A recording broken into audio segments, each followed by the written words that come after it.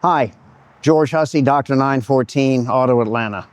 One thing that really bugs me about the side markers on a 914, and of course I'm sure it bugs a lot of you, but not the fact that they're there. I personally like the side markers because it breaks up the smooth fender line, but the fact that either they put the lenses on backwards, and these lenses are marked left and right, or they put the seal on backwards. Notice how the profile of the seal here is very, very thin, and the marker just sits against it.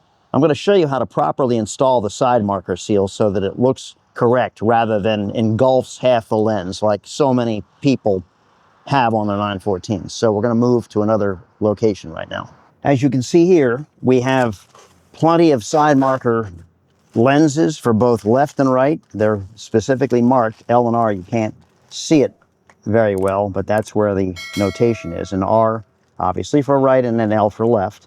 The heavy part sticks to the front. We have plenty of the side marker seals, many more in the upstairs storage, and we have the side marker bases right here. We've had all of this made, and they're identical to the no longer available factory stuff. We also have the replacement pegs if yours get broken. We have the screws, which are both for the side marker and the turn signal, as well as the weather seal that goes around the screws for both the side marker and the turn signal.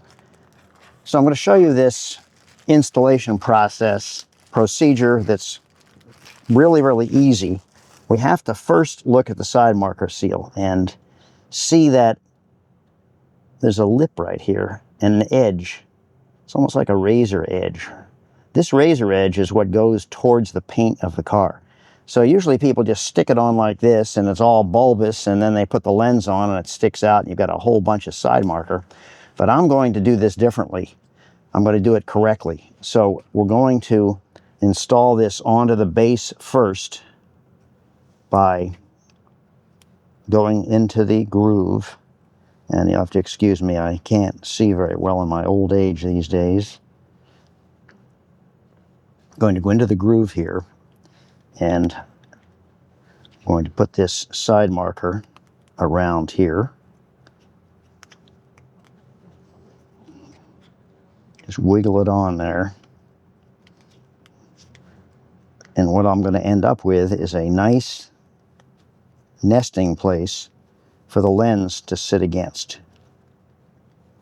So now you can see that, and I did this on purpose, you can see now the flat part is here and the angled part, the sharp part is here. This is totally wrong.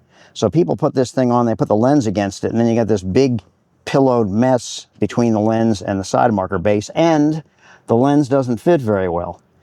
So I'm going to put it on correctly now with this sharp piece facing towards the paint part of the car.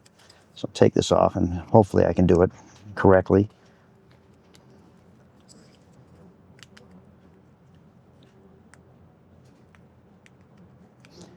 Another thing that we want to remember is that when you put the side marker against the car to clip it in, you have to put the base on first and then add the lens to it. So you guide the pegs towards the hole, and then you push on the pegs with a screwdriver until they snap in. A lot of times cars have had the fenders body worked and it's a little bit thick, and in extreme cases you may have to pop the pegs out, which they pop out, and then use Allen screws to put the side marker in. Hopefully you won't have to do that. Hopefully the body man, whoever body worked your car, painted it, didn't load it up with so-called Bondo. Okay, now you see the flat part that the lens sits against. This is a perfect surface now for that lens to sit against. I wonder if I have a lens out here.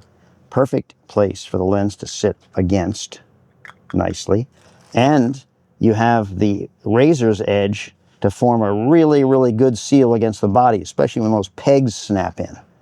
And you see when the lens is on there, well, and it's on the body, how little of the seal shows. So that's it. It's that easy. I never want to see anybody put these on backwards again. And if you have a problem, call me. We'll work through it. George Hussey, Auto Atlanta.